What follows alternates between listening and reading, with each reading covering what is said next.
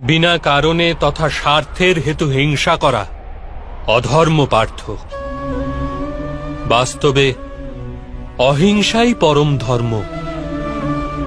আর তার সাথে সত্য, ক্রোধ না করা, ত্যাগ,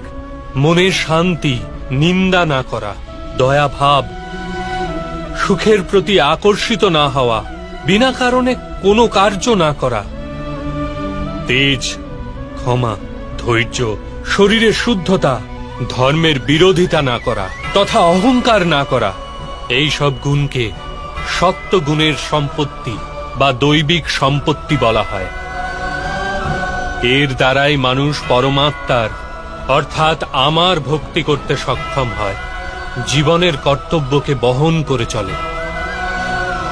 ধর্মের স্থাপনা করে চলে, আর কর্মফলের আশা পরিত্যাগ করে জীবন যাপন